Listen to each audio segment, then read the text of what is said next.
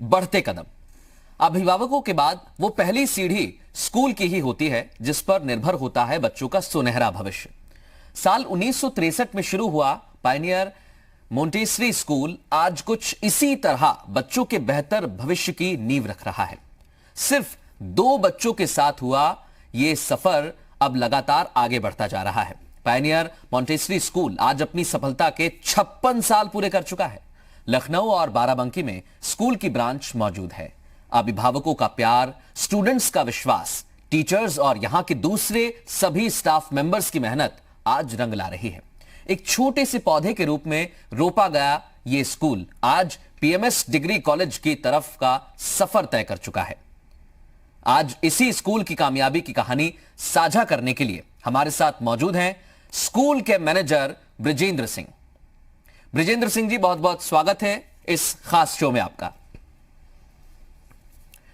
ब्रिजेंद्र जी, क्योंकि शिक्षा एक ऐसी चीज होती है जहां की नींव स्कूल से ही लगती है और वहीं से बच्चे धीरे धीरे बहुत सारी चीजों को सीखते हैं, अपने आप को उस स्टेज तक ले जाते हैं जहां से वो सफलता की सीढ़ी को चढ़ सके।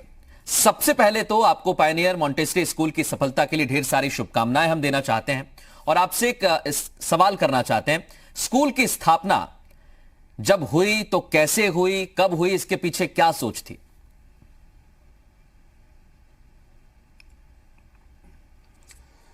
हाँ मृदुल जी, मेरे पिताजी एक बहुत ही साधारण परिवार से थे, मुजफ्फरनगर के एक छोटे से गांव से। और ये परिस्थितियां ऐसी बनती चली गई कि जब बीए करने के बाद वो आगरा मुरादाबाद में नौकरी के लिए ढूंढ रहे थे, तो उस समय उनको उनके टीचर ने कहा कि आप जाकर के लखनऊ में पढ़ाई करिए। लखनऊ पढ़ाई करने के लिए आए 1957 में। 1959 में उन्होंने एमए किया और यहीं से एक शुरुआत हुई।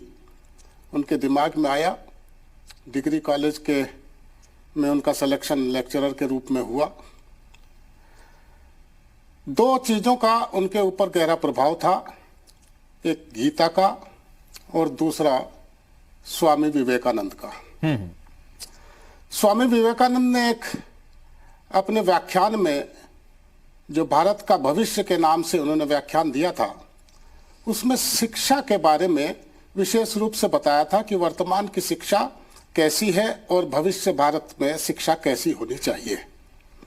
और चूंकि मेरे पिताजी एक ग्रामीण क्षेत्र से पढ़ाई करने के बाद यहाँ तक पहुँचे थे, तो उनके दिमाग में एक गांव की शिक्षा और एक शहर की शिक्षा का अंतर का भी पता था। विवेकानंद जी के अनुसार जो पढ़ाई होनी चाहिए उसमें सबसे पहली चीज है कि जीवन निर्माण, चरित्र सुगठित हो, विचारों में सामंजस्य हो और शिक्षा इस तरह की हो जो किसी विषम परिस्थिति में, कठिन परिस्थिति में एक जीत की ओर ले जाए, विजय की ओर ले जाए। इन्हीं सब चीज़ों को ध्यान में रखते हुए 1963 में पायनियर मोंटेसरी स्कूल की स्थापना लखनऊ में उन्होंने की और मोटो वही रखा जो स्वामी विवेकानंद जी का था, ट्रू एजुकेशन। और एक खास टैगलाइन थी जो विवेकानंद जी की ही थी, the education is the manifestation of perfection already in man. और उसी पर ये आज तक चल रहा है। बिल्कुल। 1963 में जब इस चीज को लेकर के खोला गया, जी कहिए आप कंटिन्यू करें। तो एक दिमाग जो उसके दिमाग में उस समय जो था, वो बच्चों में जो एक रट्टाफिकेशन वाली चीज थी वो उसको समाप्त करना चाहते थे। वो शिक्षा को व्यवहारिक बनाना चाहते थे और उसमें उस समय मोंटेसरी पद्धति का उन्होंने सहयोग लिया और उसका प्रयोग उन्होंने अपने यहाँ स्कूलों में शुरू किया। जी बिल्कुल सर, क्योंकि आपने जिस तरीके का ये सफर बताया है, बहुत सारी चीजें होती हैं जो पर्दे के पीछे रहती हैं, उसे हम कहते हैं संघर्ष। और संघर्ष जब भी हम किसी भी चीज को शुरू करते हैं तो करना ही होता है। कोई भी चीज इतनी आसान नहीं होती जितनी दिखाई देती है। इस यात्रा में भी बहुत सारी मुश्किलों का सामना आपको भी करना पड़ा होगा, और जैसा आपने बताया कि आपके पिताजी की सोच थी, उन्होंने भी बहुत सारी मुश्किलों का सामना किया होगा।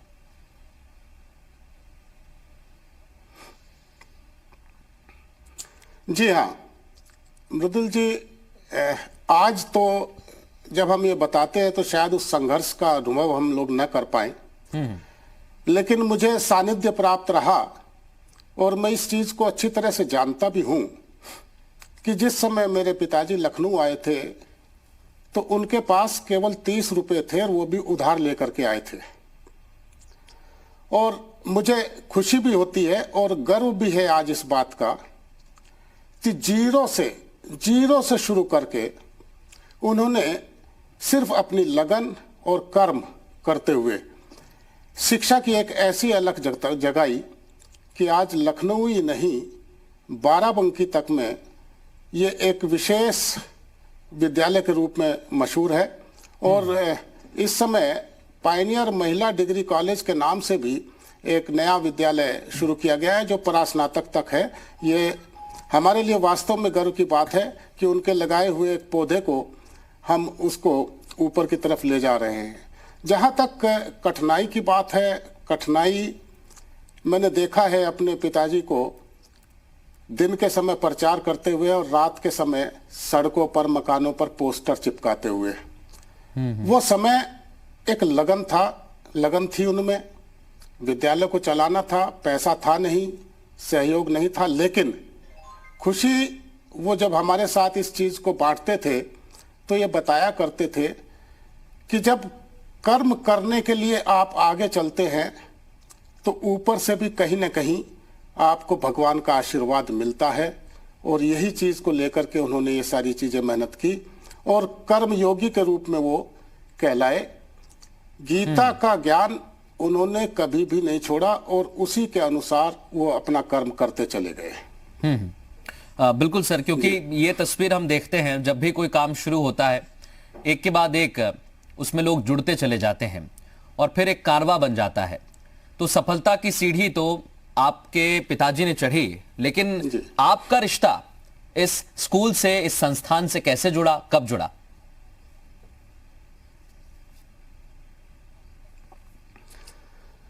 अब ये स्वाभाविक था। मैंने 5वीं क्लास तक की पढ़ाई गांव में ही की थी, गांव के प्राइमरी पाठशाला में। और 6th, 7th, 8th ये मुझे खुशी है बताते हुए कि मैंने पायनियर मोंटेसरी स्कूल से ही पास किया था। मेरी शिक्षा भी पायनियर मोंटेसरी स्कूल से हुई। और एक चीज की और भी खुशी है, क्योंकि घर का माहौल पूरी तरह से शैक्षिक था। स्कूल उस समय 63 में खोले गए थे, तो मैंने 67 में यहाँ 6th क्लास में एडमिशन लिया था। तो मुझे भी ये मौका मिला कि दिन के समय गर्मी की छुट्टियों में स्कूल का प्रचार करना और रात में उनके साथ पोस्टर चिपकाने जाना। ये आज मुझे वो अनुभूति हो रही है और वो याद करके बड़ी खुशी भी हो रही है कि वो जो मेहनत करते थे उसमें रात भर करने के बाद भी सुबह थकान नहीं होती थी, एक अलग ही आनंद होता था। तो जुड़ाव तो मेरा 6th क्लास से समझ लीजिए कि था, लेकिन कहीं ना कहीं मेरे मन में एक चीज ये थी कि मुझे स्कूलों से हटकर के कुछ करना है। और मैं अपने उस लक्ष्य में लगा रहा और मेरे पिताजी ने भी मुझे ये सहयोग दिया। हालांकि वो अंदर से जरूर चाहते थे कि मैं पूरी तरह से विद्यालय में उनका सहयोग करूं, लेकिन मैं कुछ और ही लेकर के चल रहा था कि मैं अपने पैरों पर अलग से खड़ा होना चाहता हूं कि कल को कोई मुझे ये न कह सके कि भाई इनको तो कोई कमी नहीं है और इन्होंने क्या किया है। तो मैंने एक अलग शुरुआत की, इंजीनियरिंग की और उसके बाद सर्विस की। लेकिन जुड़ाव तो चूंकि जड़ों में था तो वो विद्यालय के प्रति रहा, ध्यान देता था। कुछ नई चीज जो बाहर से एक्सपोजर के द्वारा मुझे सीखने को मिलती थी, मेरी कोशिश रहती थी, मैं उनको बताता था, वो इम्प्लीमेंट करते थे। तो इस तरह से करते हुए 2016 में मैंने पायनियर मोंटेसरी स्कूल की बागडोर पूरी तरह से संभाली, क्योंकि 2015 में मेरे पिताजी की जो फाउंडर मैनेजर रहे, उनकी देहावसान हुआ और उसके बाद मुझे यहाँ आना पड़ा। ये सफर भी बहुत ये, कठिन। जी जी, कहिए कहिए आप। उस समय तक एक तरह कहिए ब्रजेंद्र जी। ये सफर जो रहा निश्चित रूप से हमारे लिए, हाँ, तो उन्होंने जो एक वट वृक्ष लगाया था, मेरे सामने सबसे बड़ी जिम्मेदारी थी वहां पर कि मैं इस वट वृक्ष को संभाले रखूं और इसको और फैलाऊं, और ये बहुत बड़ी जिम्मेदारी होती है। फल वृक्ष लगाना, उसको बड़ा करना और दूसरी पीढ़ी को उसको संभालना, ये आसान चीज नहीं है। वो मेरे दिमाग में एक हमेशा ये चीज रहती है कि जो चीज वो मुझे सौंप करके गए हैं, जो मेरे ऊपर भरोसा विद्यालय के टीचर्स ने, मैनेजमेंट कमेटी ने, विद्यार्थियों ने, अभिभावकों ने रखा है, मैं उसको कायम रखूं और निरंतर इस दिशा में प्रयास करता रहूं कि वर्तमान परिवेश में पढ़ाई में जो भी बदलाव हो रहे हैं उनके अनुसार शिक्षा देता रहूं। बिल्कुल, ये बदलाव का आपने जिक्र किया है, आपके कंधों पर बहुत जिम्मेदारी भी है और 2016 से आपने इस कमान को संभाला है, लेकिन पिछले 4 या 5 या 6-7 सालों का अगर हम जिक्र करें तो शिक्षा के क्षेत्र में कई नए बदलाव भी हुए हैं। आप इसे किस नजरिए से देखते हैं? इसको लेकर आपकी सोच क्या है?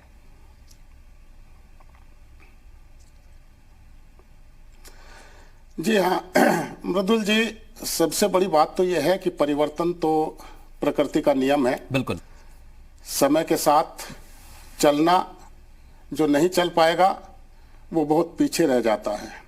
रोज नित नित प्रयोग हो रहे हैं। पूरे वैश्विक परिदृश्य को अगर देखा जाए तो समय के साथ जो सबसे बड़ा बदलाव हुआ है वो टेक्नोलॉजी में। अब विद्यालयों में टेक्नोलॉजी का प्रयोग बहुत छोटे स्तर से शुरू हो गया है। एक क्लासरूम स्टडी के साथ में जो नई व्यवस्था आई है वो स्मार्ट क्लासरूम के रूप में, स्मार्ट क्लास उसको कह लीजिए या टेक्निकल माध्यम से पढ़ाई को कह लीजिए या डिजिटल प्लेटफॉर्म के रूप में कह लीजिए, ये एक बहुत बड़ा बदलाव है। और टेक्नोलॉजी चूंकि हर क्षेत्र में, जीवन के हर क्षेत्र में, चाहे आप वो घर को ले लीजिए, बाहर ले लीजिए, इंडस्ट्री में ले लीजिए, इस तेजी से बदलाव हो रहा है कि उसके हिसाब से अपने आप को अप टू डेट रखना आज की आवश्यकता बन गई है। जी बिल्कुल, ये आपने जो कहा है कि नित नित नए प्रयोग हो रहे हैं, निरंतर एक बदलाव की प्रक्रिया हमें दिखाई देती है पिछले सालों में भी, और पिछले 5 से 6 सालों का अगर जिक्र करें तो बहुत सारे बदलाव हमने देखे हैं। अब शिक्षा नीति भी बदल गई है, एक नई शिक्षा नीति देश भर में लागू की गई है और यह ऐसे वक्त पे लागू की गई है जब शिक्षा के क्षेत्र में बहुत बदलाव हो रहे हैं। इस नई शिक्षा नीति को लेकर ब्रजेंद्र जी क्या सोचते हैं आप? क्या है आपके विचार? जी हाँ मृदुल जी, मैं आपको बताऊं कि जहां तक मुझे याद है जो पहली शिक्षा नीति आई थी वो शायद डॉक्टर राधाकृष्णन जी के टाइम में 1948 में आई थी। 1986 में पुनः शिक्षा नीति आई और कुछ बदलाव 1992 में हुए, लेकिन बहुत ज्यादा बदलाव नहीं हुए थे। 34 साल के बाद अब एक जो नई शिक्षा नीति आई है, मैं निश्चित रूप से इसका स्वागत करता हूं और ये मानता हूं कि ये बहुत आवश्यक थी। ये पहले ही आ जानी चाहिए थी, लेकिन जिस तरीके से हमारे माननीय प्रधानमंत्री मोदी जी की सोच ने इसको व्यावहारिकता दी है, मुझे खुशी है इस बात को कहते हुए कि अब जो भी मैं नई शिक्षा नीति के सुधार देख रहा हूं, जो भी इसमें चीजें दी हुई हैं, उसमें व्यावहारिकता पर ध्यान दिया गया है और जो आज के समय की मांग है, क्योंकि व्यावहारिकता आवश्यक है शिक्षा में, उसके बिना नहीं चल सकते। अब नई शिक्षा नीति में 10+2 की जो पाठ्यक्रम के अनुसार पहले चलता था वो चीज खत्म कर दी गई है। अब इसमें 4 पाठ्यक्रम की संरचना की गई है, 5+3+3+4, और मैं ये समझता हूं कि जो 6th क्लास से 6th, 7th, 8th में जो इन्होंने इंटर्नशिप का नई शिक्षा नीति में जोड़ा गया है इंटर्नशिप को, वो इंटर्नशिप हमारे सभी छात्रों के जीवन में एक व्यावहारिकता का बदलाव लाएगी और 8वीं क्लास तक बच्चा कहीं ना कहीं अपने किसी न किसी चीज में सक्षम होगा कि वो आगे किस क्षेत्र में जाना चाहता है। दूसरी एक बड़ी बदलाव जो किया गया है, अब कोई स्ट्रीम नहीं रखी गई है। स्ट्रीम न रखने का एक बहुत बड़ा एडवांटेज ये है कि बच्चा जिस क्षेत्र में चाहे वो फिजिक्स के साथ में म्यूजिक ले सकता है, वो केमिस्ट्री के साथ में योग ले सकता है, और ये एक साथ में चलने वाले सब्जेक्ट नहीं रखे गए हैं कि भाई उसको अलग से ले लिया गया है। ये रूटीन मतलब मेन विषय बना दिए गए हैं, चाहे वो योग हो चाहे वो म्यूजिक हो। तो ये चीज आना एक बहुत जरूरी था कि 10th से या 11th से या 12th से बच्चा अपने भविष्य की दिशा में पहले से ही निर्धारण कर ले। और दूसरा जो उच्च शिक्षा नीति में किया है, उसमें एग्जिट एंड एंट्री पॉलिसी जो रखी है कि जब चाहे तब आप मन नहीं लग रहा है तो छोड़ के दूसरा सब्जेक्ट ले लें, और जितनी आपने पढ़ाई की है उसी हिसाब से आपको सर्टिफिकेट दे दिया जाएगा या डिप्लोमा दे दिया जाएगा।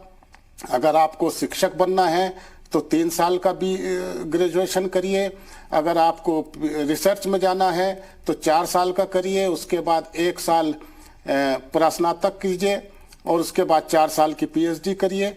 तो ये जो बदलाव है निश्चित रूप से बड़े सुखद बदलाव हैं और मैं इसका स्वागत करता हूं। ये बहुत पहले हो जाना चाहिए था, लेकिन जब भी कोई चीज आती है वो तभी आती है कि जब ऊपर वाला उसको निर्धारित करता है और किसके माध्यम से निर्धारित करता है। बिल्कुल, ये तो आपने ठीक कहा कि धीरे धीरे बदलाव होते हैं और ये पहले हो जाने चाहिए थे, लेकिन देर आए दुरुस्त आए हम इसलिए कहते हैं। अब शिक्षा नीति बदल चुकी है, लेकिन जैसे शिक्षा नीति बदली है, स्कूलों के सामने भी एक नई चुनौतियां हैं। और पायनियर मॉन्टेसरी स्कूल की बात करें तो लगातार यहां भी आपने चुनौतियों को देखा होगा, और आपके पिताजी ने भी जैसे स्कूल शुरू किया उसके दौरान भी कई चुनौतियों का सामना करना पड़ा होगा। लेकिन अब महामारी के मुश्किल दौर में भी बहुत सारे बदलाव हमने देखे हैं, बहुत सारी नई चीजों को शुरू किया गया है, बच्चों से सीधा संपर्क बनाया गया है और एक सच्ची शिक्षा के भी दावे किए जाते हैं, यानी ट्रू एजुकेशन के दावे के साथ पायनियर मॉन्टेसरी स्कूल छात्रों के उज्जवल भविष्य को लेकर लगातार कदम उठा रहा है। तो इस पर भी हम चाहेंगे कि आप बताएं कि किस तरह की सोच है, महामारी के इस दौर में किस तरीके से आप आगे बढ़ रहे हैं, छात्रों के लिए क्या विशेष किया जा रहा है।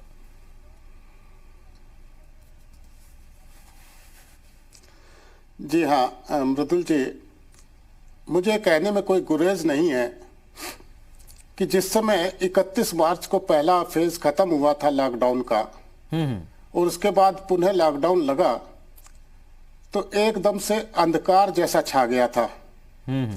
समझ में नहीं आ रहा था कि ये किस तरह से होगा, क्या होगा। 2 तारीख से सेशन शुरू होने वाला था, लेकिन एकदम से सब कुछ ठप हो गया था।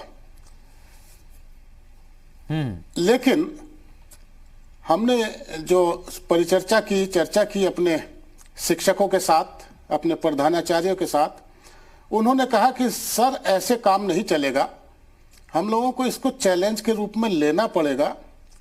हमने कहा बस गो अहेड, आपको जो चीज चाहिए उसके लिए आप बताइए और तैयारी करिए।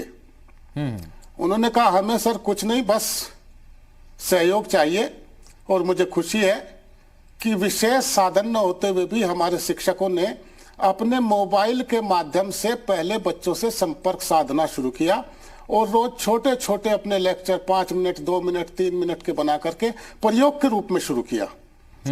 और विद इन 15 डेज यानी 15 अप्रैल तक मुझे खुशी है कि हमारे सारे स्टाफ ने अपने सभी बच्चों को, उसमें छोटे बच्चों को तो मैं नहीं कहूंगा कि उन्होंने उस शुरुआत में जोड़ा, लेकिन 6th क्लास से 12th क्लास तक के बच्चों को और उधर डिग्री कॉलेज में बच्चों को सीधे अपने मोबाइल से, और उस समय क्या व्हाट्सएप के थ्रू अपने वीडियो अपलोड किए। ब्रजेंद्र जी, मैं एक चीज यही पूछना चाह रहा था, शुरू किया क्योंकि ये एक विकल्प के तौर पर सामने आया है। जैसा आपने बताया कि विकल्प हमें दिखा और हमने इसे बहुत जल्दी अपनाया, लेकिन ये क्या आपको लगता है कि अभी ट्रेंड में चल रहा है, कितने लंबे वक्त तक ये कारगर साबित हो सकता है अगर हम डिजिटल प्लेटफॉर्म की बात करें तो?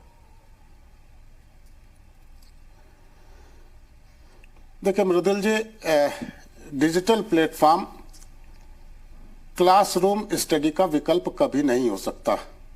ये विषम परिस्थितियों के अनुसार और एक सहयोगी के रूप में तो काम कर सकता है, लेकिन पर्सनैलिटी डेवलपमेंट ऑनलाइन प्लेटफॉर्म के जरिए कभी नहीं हो सकता। विचारों का सामंजस्य कभी भी ऑनलाइन प्लेटफॉर्म के जरिए नहीं हो सकता। ये क्लासरूम में जहां सहपाठी हो, जहां शिक्षक और विद्यार्थी हो, उनके आपस में ही एक दूसरे को देख करके विचारों का सामंजस्य होगा, एक दूसरे को देखकर चरित्र का निर्माण होगा, एक दूसरे को देख करके देश के राष्ट्र निर्माण की बातें होंगी। तो वो कमरे में बैठ करके अपनी सुविधा के अनुसार कभी भी एक अच्छा नागरिक नहीं बना सकती। हाँ, सहयोग जरूर करेगा। बिल्कुल, सहयोग जरूर हो सकता है। उसके लिए जरूरी है कि क्लासरूम स्टडी, बिल्कुल वो आप ठीक कह रहे हैं ब्रजेंद्र जी कि क्लासरूम बहुत जरूरी है। सहपाठी, विद्यार्थी, शिक्षकों का एक रिश्ता होता है, वो भी बना रहना चाहिए। ऑनलाइन क्लासेस हो सकती हैं, लेकिन बहुत सारी ऐसी चीजें हैं जो ऑनलाइन संभव नहीं है, और उनका भी मैं जिक्र करना चाहूंगा, क्योंकि आपने भी एक चर्चा यहां पर छेड़ी है कि सहपाठी होना बहुत जरूरी है। तो ग्रामीण इलाकों में, दूर दराज के इलाकों में अगर जिक्र करें तो वहां पर डिजिटलाइजेशन उस तरीके से अभी तक पहुंच नहीं पाया है, और वहां पर भी बच्चे पढ़ाई करते हैं। तो संक्रमण काल में उन बच्चों तक किस तरह से पहुंचा जाए, क्योंकि उन तक कोई माध्यम तो होता नहीं है ब्रजेंद्र जी। जी जी, आप बिल्कुल कह रहे हैं। हालांकि अब ऐसा है कि हर गांव में टीवी पहुंच चुका है और कुछ घरों में मोबाइल भी है। मैं ये तो नहीं कहूंगा कि हर घर के पास सारी सुविधाएं हैं। मैंने इस संक्रमण काल में, चूंकि मैं गांव में भी जाता रहता हूं, जो मेरा अभी भी पुस्तैनी गांव है मुजफ्फरनगर में, वैली नाम का गांव है, बहुत इंटीरियर में है। मतलब वो कस्बे से भी करीब 6-7 किलोमीटर इंटीरियर में है।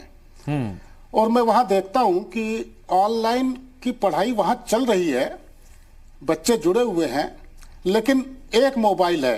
तो मुझे खुशी हुई ये देख करके उन्होंने टीम बना रखी है कि एक मोबाइल पर एक क्लास के जितने गांव के बच्चे हैं, वो 4, 6, 8 बच्चे वो समय पर इकट्ठे हो जाते हैं और वो मिल करके पढ़ाई करते हैं। अच्छा, सबसे खास बात यह है कि वो डिस्कशन भी वहीं पर हो जाता है उसके बाद, जो यहाँ पर संभव नहीं। शहरों में तो अकेला बच्चा बैठा हुआ है घर में, बिल्कुल, पेरेंट उनको देख रहे हैं, बीच में अपना काम भी कर रहे हैं। तो ये एक बहुत बड़ी चीज कि गांव में वो फिजिकल उसके लिए भी निकल रहे हैं और खेलकूद भी हो रहा है, शारीरिक विकास भी हो रहा है, मानसिक विकास भी हो रहा है। लेकिन गांव में, शहर में शारीरिक विकास रुक गया था।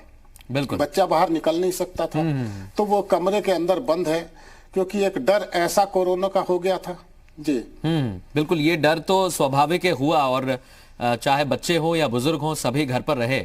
लेकिन एक नए तरीके के बदलाव हमने देखे हैं, और यहाँ पर एक न्यू नॉर्मल जिसे हम कह रहे हैं सीखने को भी मिला है। लेकिन जैसा आपने बताया कि ग्रामीण अंचल में बहुत सारी चीजें अच्छी भी रही, और कोशिश यही रही कि बच्चों तक ठीक तरीके से शिक्षा पहुंचे।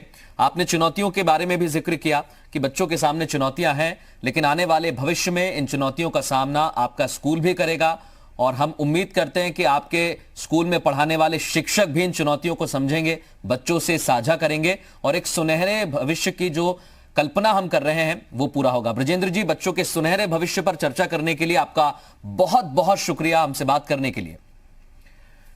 पायनियर मॉन्टेसरी स्कूल बच्चों को नए दौर की नई चुनौतियों के साथ आगे बढ़ना सिखा रहा है। ये स्कूल हमेशा बच्चों को देश की सांस्कृतिक और परंपराओं से अवगत कराते हुए आया है। आज पायनियर मॉन्टेसरी स्कूल में बढ़ते कदमों को एक नई दिशा मिल रही है। हमारे इस खास शो बढ़ते कदम में बस इतना ही। आप बने रहिए हमारे साथ।